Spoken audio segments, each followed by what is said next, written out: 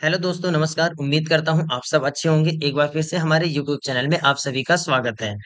आज हम बात करेंगे suspense account in tally ERP 9। Suspense account क्या होता है और सस्पेंस अकाउंट को हम किस तरीके से कर सकते हैं टैली में, या नॉर्मल अगर हमें एंट्री करनी है तो हम किस तरीके से सस्पेंस अकाउंट की एंट्री कर सकते हैं। सपोज करो आप किसी कंपनी में जॉब कर रहे हैं और वहां पे आपके सामने कुछ ऐसी एंट्रीज आती हैं जिनके बारे में आपको पता नहीं है।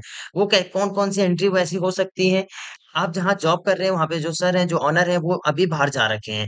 वो एक हफ्ते के लिए बाहर जा रखे हैं, तो उस कंडीशन में क्या होता है कि कुछ पैसा उनके बैंक में डिपॉजिट हुआ, या उन्होंने डिपॉजिट करा, या किसी से उन्होंने लिया है, या उनका कुछ पुराना बैलेंस रिसीव हुआ है। तो इस तरीके की जो एंट्री होती है, जब आप एंट्री चढ़ाने के लिए बैठेंगे, जब आप अपनी अकाउंटिंग करने के लिए बैठेंगे, तो बैंक के स्टेटमेंट में वो एंट्री तो शो कर देगा।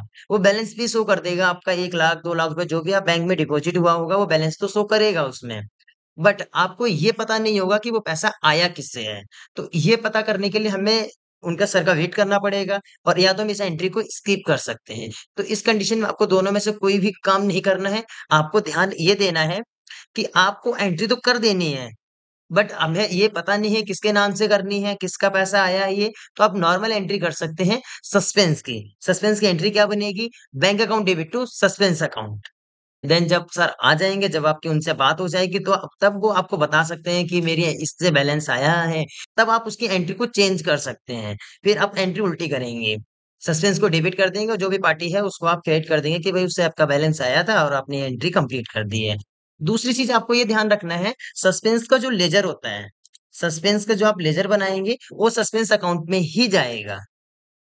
सस्पेंस सस्पेंस का जो ग्रुप होता है वो सस्पेंस अकाउंट में ही जाएगा।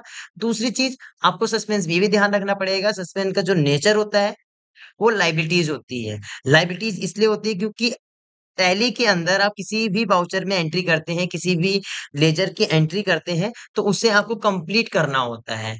तो लायबिलिटीज़ इसलिए कि आपको ये कंप्लीट करना पड़ेगा। आपकी क्लोजिंग 30 तारीख को है, तो आप मंथ के एंड में 30 तारीख को कंप्लीट दिखाएँगे, या आप क्लोजिंग ईयर के एंड में कर रहे हैं, तो उस टाइम आपको सस्पेंस को क्लोज़ करना पड़ेगा, मीन्स सस्पेंस की एंट्री कंप्लीट करनी होगी। इस पे प्रैक्टिकल कैसे करेंगे, हम टैली में किस तरीके से करेंगे, वो हम बात करेंगे अगली वीडियो में।